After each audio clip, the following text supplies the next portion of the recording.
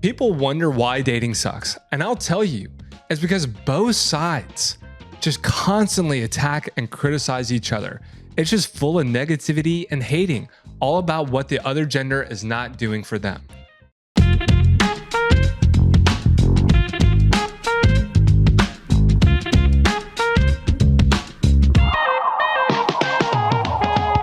What's up, fam? It's your boy JJ. Let's do this. Dating in 2024, has it changed?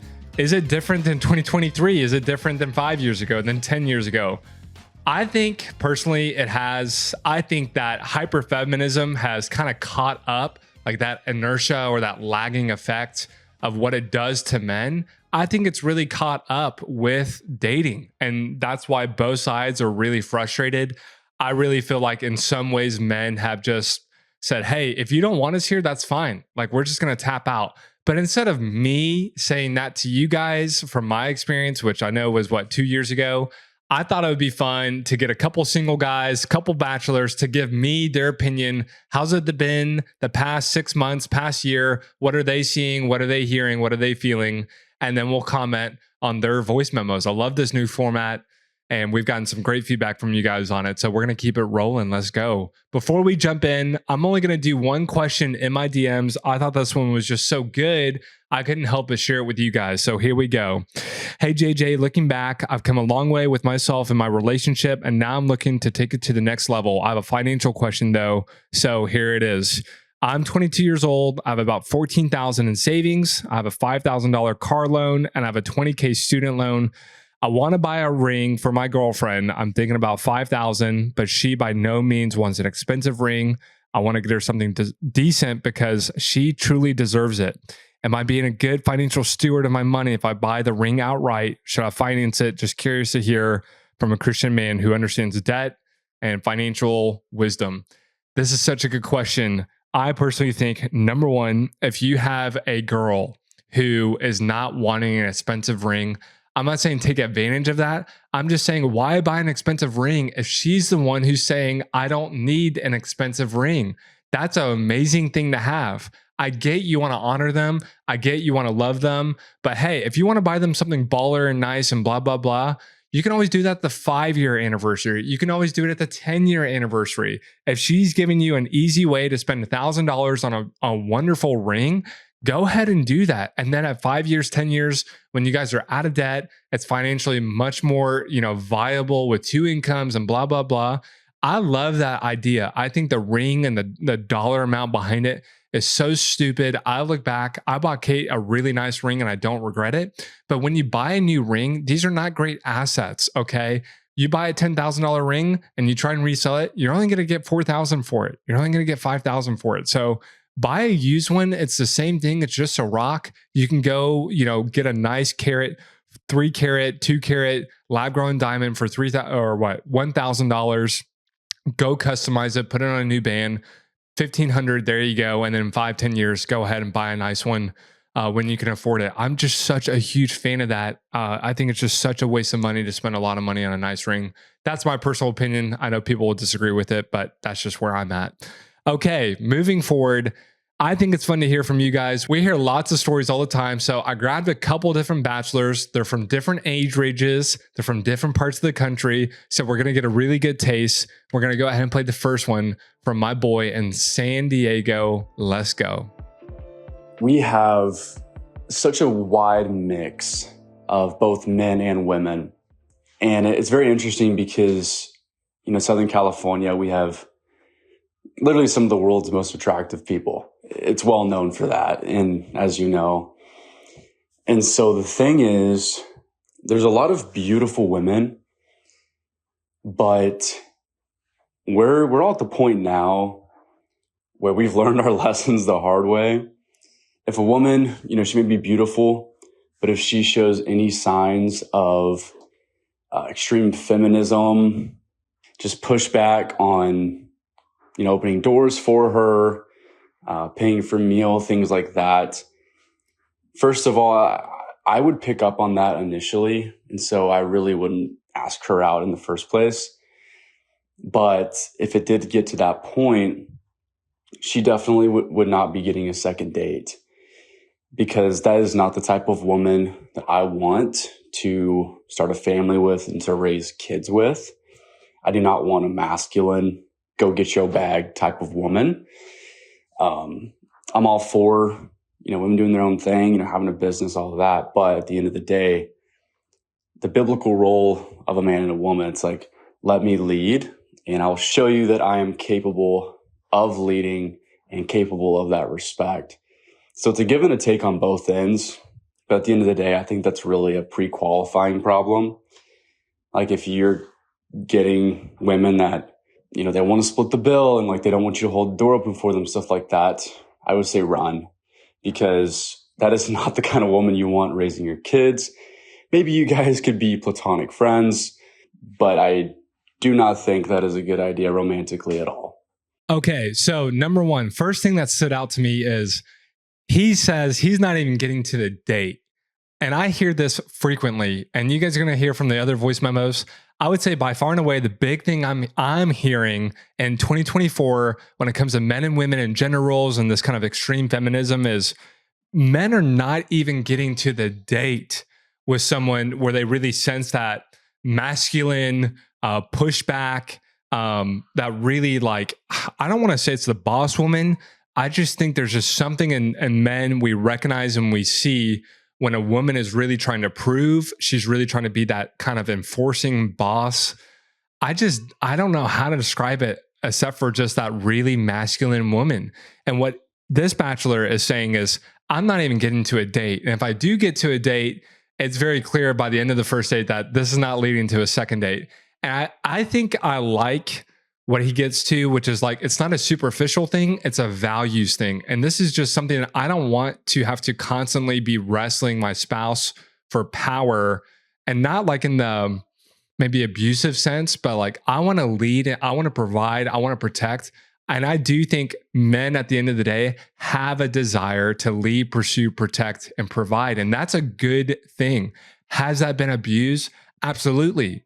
Absolutely. We talked about male headship last week, and the male headship model for marriage is extremely dangerous when given to emotionally, spiritually immature men who don't know how to submit to other men, how to sacrifice themselves in the best interest for their women. And they basically get handed this power and responsibility that they're incapable of having. But I think in this case, totally masculine women repel men before they even get a chance to go on a date with them. Okay, let's hear from bachelor number 2. The way that I've explained it is like, it's like we're on a roller coaster. We're on a ride, guys and girls together, and we keep bumping into each other. The men are mad at the women and think the women are the problem. The women are mad at the men and think they are the problem.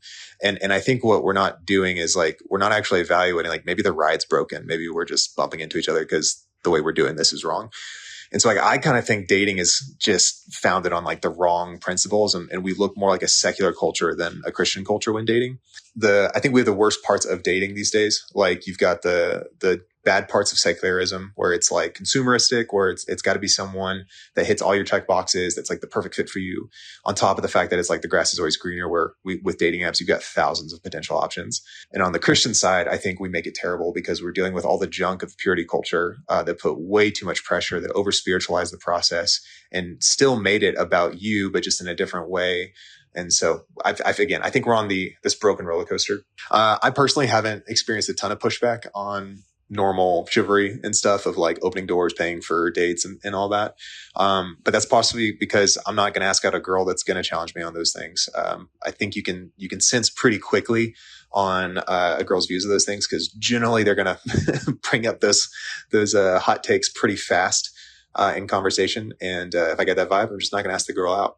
Though I do have a lot of friends that are girls here in Denver who I feel like are kind of in those spaces where like they want to challenge, they want to say like, oh yeah, woman boss this and all that. And I'm not anti women being in power or whatever, but when they're overly that at the cost of we need to put men down so we can elevate women, or all guys are just a part of the patriarchy and that type of deal, they do not attract the men that they're attracted to, because most all of them want this like godly dude that is like a good old boy that's going to take care of the family and has traditional values.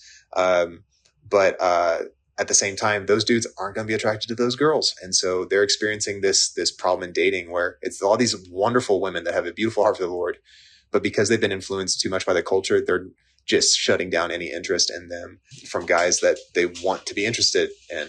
And so it's this terrible catch-22. Okay, so I really enjoyed that one. I totally agree with a lot of the takes. Actually, I think men and women are incredibly mad at each other. I think there is a little bit of an element where it's a broken ride. Dating culture from a secular stance is very consumeristic. I definitely think that's started to bleed into the church.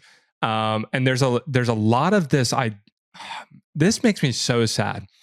There is a ton of putting each other down to put ourselves up. And a lot of men like to complain about this, and I get it. When I see, it makes me so sad to see those posters that the future is female. I mean, I think that is so sad. Like if the future is female, what are the men supposed to do? That's my first question. If the future is only female, like what about all the men? And imagine if we saw a poster that just said the future is male. That would be incredibly heartbreaking too. We're like, both are wonderful. I'm at the point where, you know, we're just like constantly criticizing one another.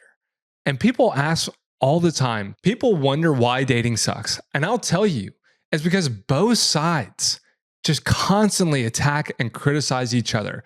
It's just full of negativity and hating, all about what the other gender is not doing for them. That's why it sucks. Why can't masculinity be positive and build up both men and women? Why can't feminism be positive and build up both men and women? We need both sides to take ownership. We need both sides to be healthy, and we need both sides wanting to make it work. And until that happens, dating is going to continue to suck. Relationships are going to continue to just unfulfill you, and it's going to continue to just be this negative cycle that no one wants to date. I think the majority and a lot of the problem I'm seeing today in 2024 is this: no one really wants to date anymore. No one wants to use the dating apps anymore. No one really wants to ask out people anymore. People want to get married, but they're just so frustrated and tired with the whole process. They just really don't want to put themselves out there. And I've actually seen that be probably the most common stance in the Christian church and in secular culture. That is true for both. Like, both are just tired, frustrated, jaded, confused, hopeless. Yes, there are great men. Yes, there's great women. I can think of tons, but they're not really maybe meeting other great men and great women consistently all the time. And I'd say the majority of people are just constantly left disappointed. And yeah, you can argue we have these ridiculous God-sized expectations of how you fit into my life and fit perfectly, and you have to be perfect and only add value. And until you do that, then I'm not even going to consider you. I do think we've swung way too far in that direction. But yeah, I totally agree with Josh in a lot of ways. I actually really enjoyed his take. Let's hear from Bachelor number 3. Now, for gender roles, I've had some interesting experiences. I've gone on dates with women, and they'll say to me, I can pay for my own food.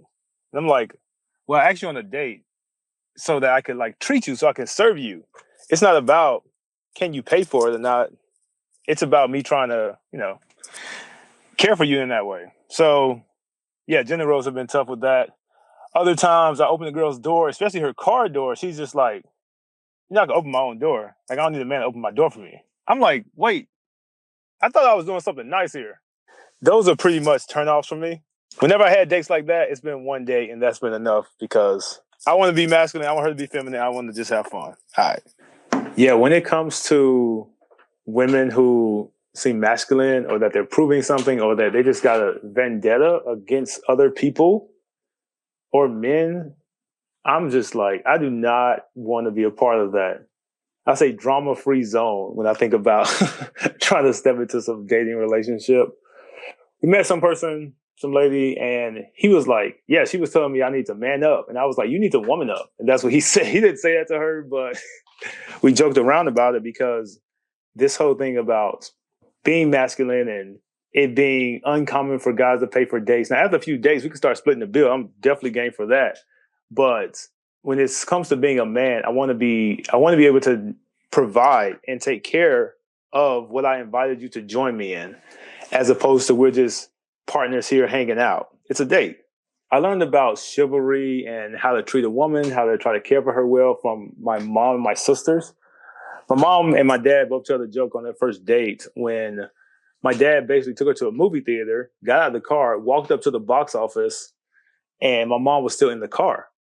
And he comes back, opens the door, and she says, "If you didn't open that door for me, I was not getting out of this car." That's the type of woman I'm trying to be with. Okay, that was great. I actually really enjoyed that. Again, number one, just can't help but notice, like, it's just a turnoff. Like, men are not asking out women. And I have found this all over the world, all different ages. Men are just simply not asking out, in particular, like strong masculine women. And I just can't explain. I always explain it. It's like an ice bucket of ice water. If you want to be a strong masculine woman who's making it happen and blah, blah, blah, improving and all these things, it's just like taking this ice bucket of water and dumping it over like the fire and the coals of a man's heart that's ignited to pursue you. That's really, it just like extinguishes it instantly. And so that's number one. I think because men are built, men have in our DNA a desire to lead, honor, provide.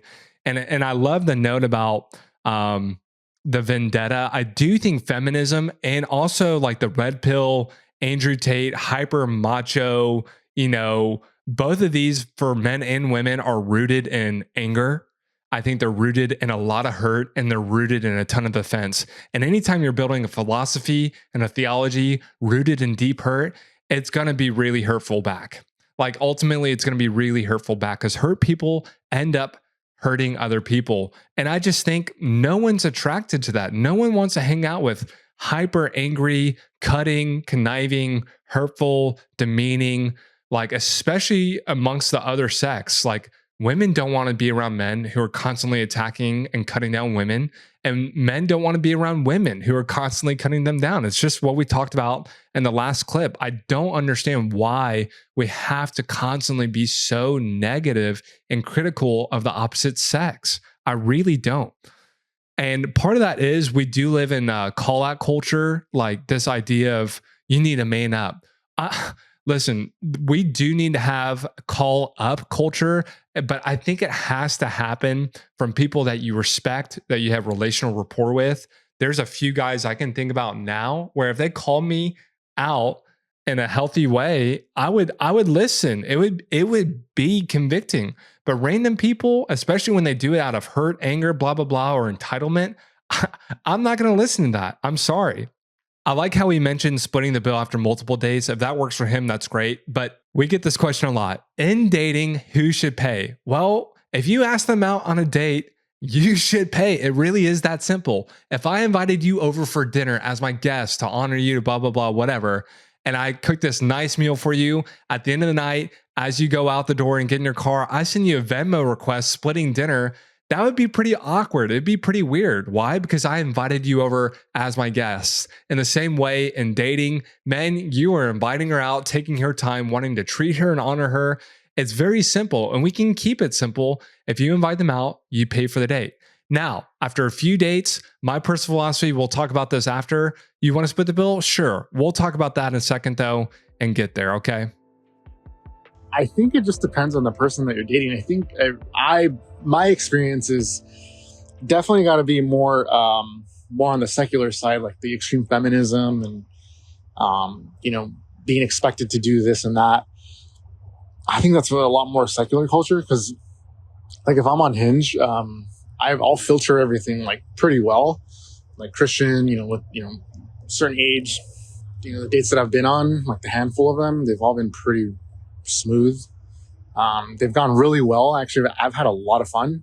I haven't really run into any of that stuff. But so I think it's more on the secular side for sure.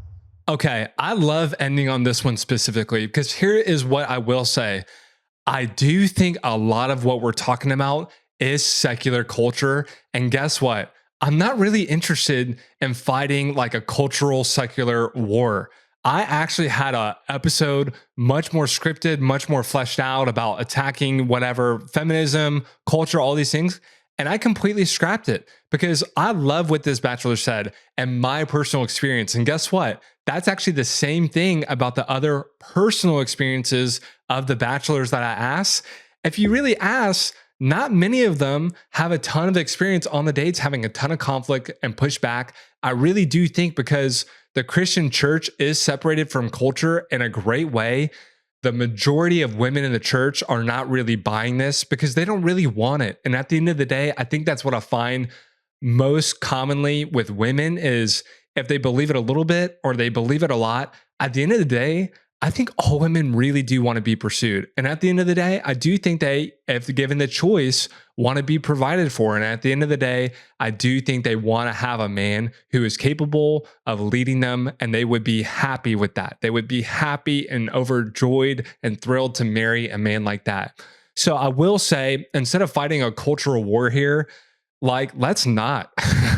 Let's not. I do think we can have opinions on it. That's fine.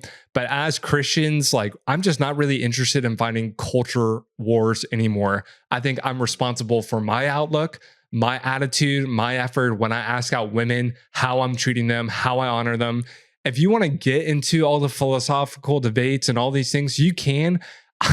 I personally would rather just focus on how I can build up the opposite sex and how I can build up the sex around me. If I'm a guy listening to this, instead of complaining and being in the victim mode and all these things, which is so easy to do and it feels good. I know, I get it. It feels good to be a guy who's maybe average looking and talk about how much it sucks being on dating apps. I just found out that dating apps are 80% men and 20% women on average. And that number is growing because more women are getting off the apps, more men are just kind of sticking on the apps, and they're super discouraged. And listen, if you want to stay in that discouragement, if you want to stay in the victim mode, I get it. And I know it does feel good. And there is some element of truth to it. I personally would rather focus my time and energy on something else and being positive and constructive about it. That's just personally where I stand on it. Like, dating in 2024 is filled with discouragement. It's filled with hate. It's filled with criticism. Personally, as Christians, I just think that we're called to be something different. I really do. And I think the next level of being a single, being a dater, and encountering disappointment, sadness, hopelessness is growing above it. How can I be hopeful even when it seems hopeless? How can I forgive this person for ghosting me, for ignoring me, for being really mean? And how can I pray for them on top of that? I hope that God blesses them. I don't want to curse them. I don't want to judge them. I'm on my journey too, so are they. And I just refuse to be another person criticizing the other sex. I want to stand in the gap. I want to encourage them, love them, and pray for them. And that goes for both sides. Now, as far as like the philosophy on dating, I can't get away from this. Men and their masculine are built to pursue. I think a good way to describe biblical masculinity and the masculinity that we see made in God's image, my favorite way to describe it is proactiveness. Men and their healthy masculine are just simply proactive. They're full of action. They move, they initiate, they invite. We see this in the gospel story where Jesus didn't wait for his bride to be perfect. Jesus didn't wait for his bride, us, me, and you. I love 2 Corinthians 5, for while we were still sinners, Christ died for us and laid down his life so that we might have righteousness. It's the same way as men. We get the privilege and honor of initiating. That's that healthy, proactive masculine energy. So it makes sense when we're talking about dating, relationship, pursuing, engagement. It's the man who initiates. It's the man who pursues. It's the man who gets down on one knee and asks the woman to marry him. It's the man who gets to initiate, and that carries over into marriage. Guess what? You get to be the one who initiates saying this, I'm sorry. You get to be the one who initiates laying down your life and sacrificing, because that's the model we have. Now, when it comes to dating and this kind of feminine movement, by the way, I have to say this as men, we're masculine and we're feminine. Like, we have that nurturing, caring, receiving side too. It's not 100% masculine and 0 feminine. It's maybe 60, 70, 80% masculine, but we're still very much feminine. It's the same thing for women. I'm not bashing women and say, don't be masculine at all. They kind of have to be if they're working, right? They kind of have to be if they're living as single women at 25, 30, 35. They have to provide for themselves. But I think when it comes to a relationship, no woman wants more than to lean back into her feminine, and no man wants to lean more into his masculine than a true man. And I think that's a good thing. We don't have to say this is terrible. We don't have to swap roles. Women, I know for a fact, actually don't want to be the pursuer. And it's funny. If you gave a guy an option to be the receiver, like pure receiver, be asked on dates, be cooked for, be wined and dined, be proposed to, I don't know many men who would say yes. Like, it just gives us this internal ick. It's so funny to me. So we can't just flip the roles. Can we meet each other a little bit in the middle? Sure. But, I think when it comes to all these like gender roles and expectations, my biggest piece of advice is this. If you want to take her out, you invite her out on a date, you hold her door and stuff like that. You guys are going over who pays for what and stuff. My best piece of advice when it comes to second, third date, second, third month, all these things is this: be adults. Be adults and have a healthy, mature conversation about it. If she really insists on splitting the bill after a month of dating and it's 50-50 and she's really comfortable with that and you're really comfortable with that, do it. Go for it. If you guys want to wait till you guys are boyfriend and girlfriend and you've been dating for 3 months and you split everything 50-50 or you give and take, go for it. I think at some point it's got to be mutual. It's got to be reciprocal. I loved it when Kate, after we were boyfriend and girlfriend, stepped up and planned a date for us. Or she said, hey, I would really love to cover this meal or cover this ice cream or blah, blah, blah.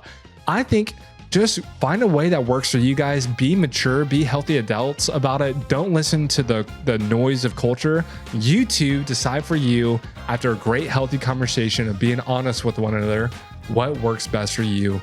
And it's hard to go wrong when you do it that way. Blessings, you guys. Have a great day. Love you.